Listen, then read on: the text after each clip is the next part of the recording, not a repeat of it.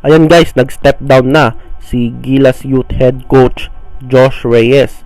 Pagkatapos ng ating masamang performance ng Gilas Pilipinas sa FIBA Asia Under-18 Asian Championship.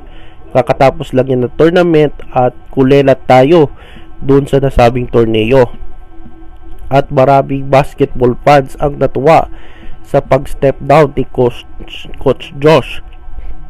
At sino kaya ang posibleng papalit dito sa nawalang posisyon sa Batang Gilas head coach?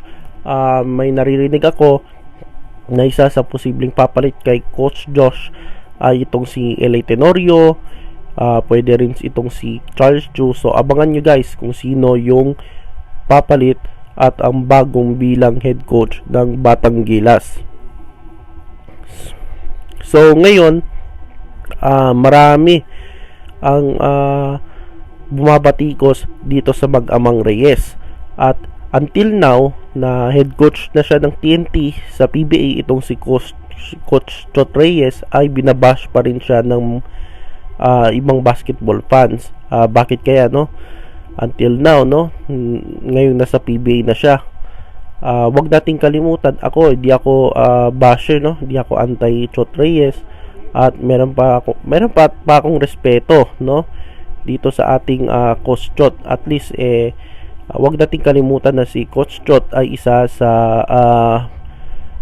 marami na itong championship na napanalunan dyan sa PBA. Multiple PBA champion coach yan si Coach Chot.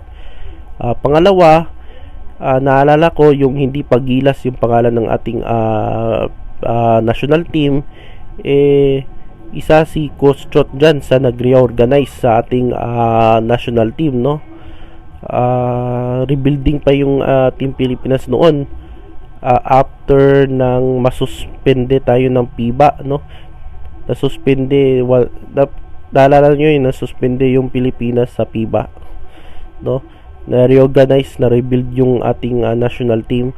So isa dyan ay si Coach Chot na dyan. After Gilas 1, Gilas 2, bumalik na naman si Coach Chot bilang head coach.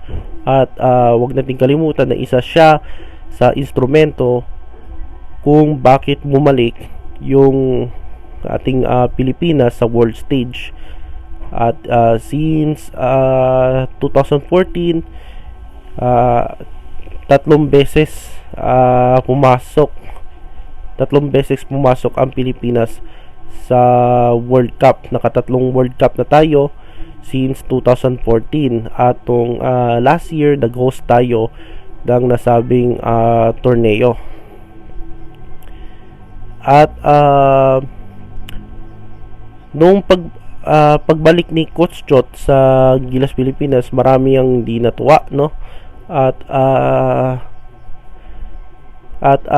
sisihin nyo dyan yung ang masasabi ko lang, sisihin nyo yung SBP kung bakit siya nakabalik dyan sa Gilas Pilipinas, at si MVP, no? Sisihin nyo din.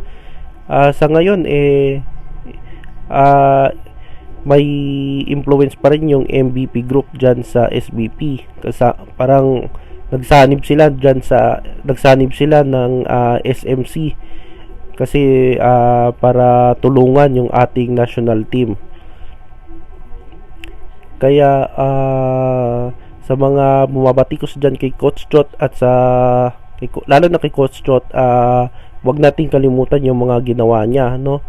Siguro bakit nagsasawa na rin sila dyan kay Coach Chot ay dahil siguro sa kanyang sistema, no? Nasa parang old basketball na kasi yung lalo na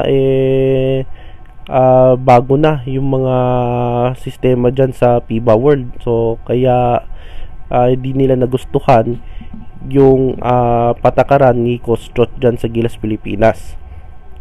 So totoo ba na cancel na ang mag-amang Reyes dyan sa basketball? So yan ang tanong natin. So ito lang aking topic ko ngayon, yung abangan nyo kung sino ang papalit dyan sa nawalang posisyon dahil step down na si Josh Reyes, anak ni Coach Chot, bilang head coach ng Batang Gilas.